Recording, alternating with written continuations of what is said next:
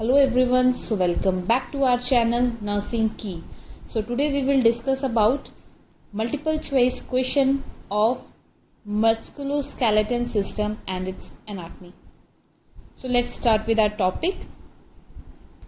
So let's start with our first question. Which of the following is the most superior vertebra of the spine? A. The coccyx, B. The dens, C. The axis, D. The atlas. So correct option is,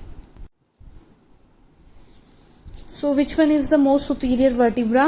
So आप देख सकते हैं कि यहाँ पे हमारे पास school है, school के नीचे हमारे पास सर्वाइकल स्पाइन को जो है फोकस किया गया है. तो इसमें जो मोस्ट सुपीरियर वर्टिब्रा है वो है एटलस. एटलस के नीचे आप देख सकते हैं एक्सिस, और ये जो सेंटर में है ये है स्पाइनल कॉर्ड हमारी. तो ये सर्वाइकल स्पाइन है. सो करेक्ट ऑप्शन क्या है? करेक्ट ऑप्शन है Atlas. Option D, the Atlas. The most superior vertebra of the spine is the Atlas और C1. This bone site on the axis or C2 over a bony process called the dens. The coccyx or tailbone is the part of the sacrum. Moving to the next question. How many cervical vertebrae are in the human spine? A5, B7, C6 and D12. So here is the picture of skull or cervical vertebra. So C1 is the atlas, C2 is the axis, there is a C3, C4, C5, C6 and C7. In your left side there is intervertebral disc and anterior tubercle. So the correct option is C7. So total cervical vertebrae are 7. Here you can see correct option is B7. There are 7 cervical vertebrae, 12 thoracic vertebrae and 5 lumbar vertebrae. The mnemonic for this is breakfast at 7, lunch at 12, dinner at 5. Question number 3. What bone forms the most posterior and inferior part of the skull? A. The occiput, B. The ethmoid bone, C. The sphenoid bone and D. Maxilla. So you can see the human skull and the correct option is A. The occiput. The occiput is the inferior and posterior bone of the skull. It wraps under the bottom of the skull and forms the base on which the head articulates with the spine. The ethmoid bone and sphenoid bone are housed primarily within the skull, and the maxilla forms the upper jaw and part of the orbit. Next question is, what is the name for the bony protuberance at which the occipital bone articulates with the atlas, that is C1? A. The inion, B. The external occipital crest, the C. The occipital condyles, D. The external occipital protuberance. So correct option is occipital condyle. So here is the human occipital condyles. You can see the picture. Mainly it is one of the marking and the feature of the bone.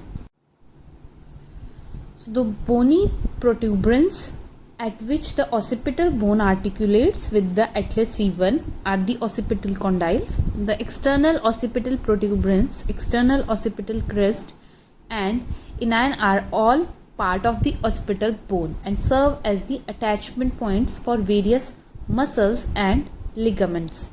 So correct option is C, the occipital condyles. Now move to the next question.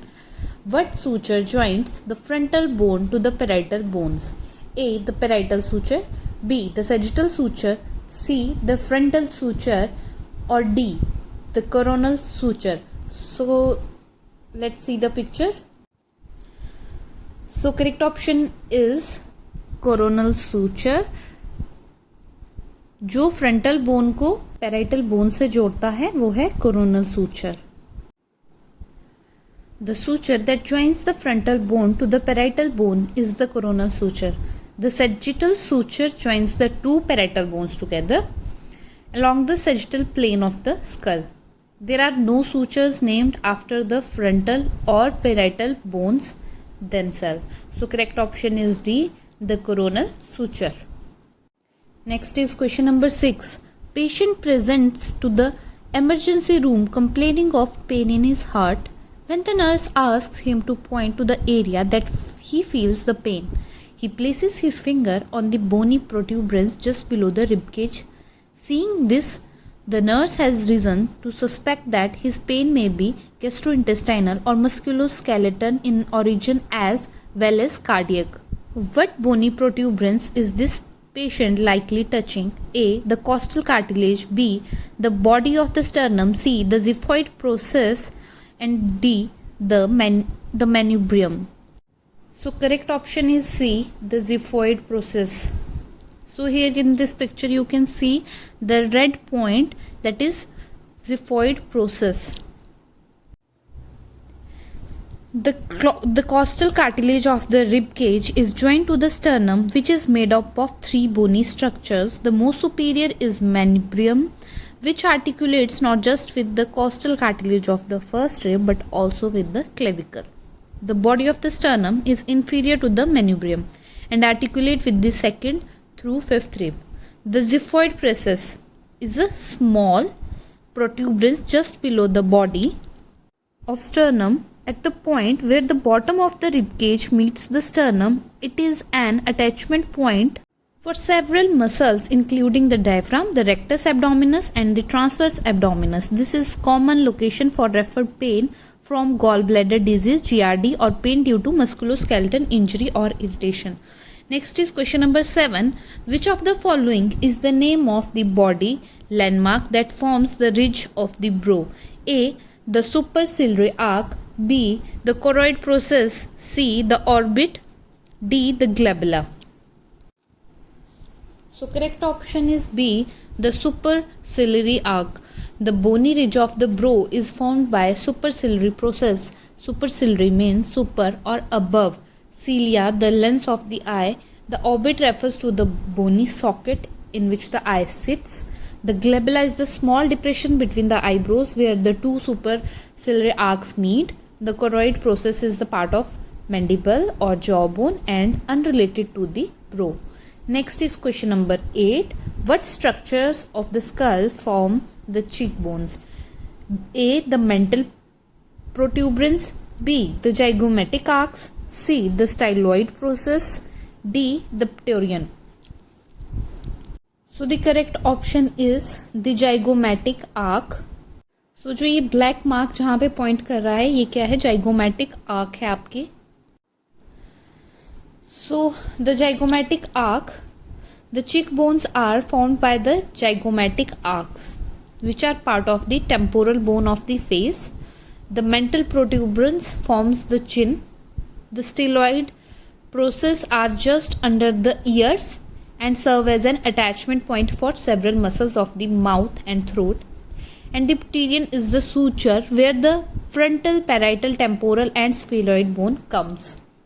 Next is question number 9. Which of the following is the name for the foramen that forms the ear canal? A. The foramen rotundum. B. The internal auditory meatus. C. The external auditory meatus. D. The foramen ovale. So correct option is C. The external auditory meatus. Here you can see in the picture the external auditory meatus. This one is at your left side, that is auricle, and the pinkish in color in your right side, that is tympanic membrane, and from auricle to tympanic membrane, that is outer ear.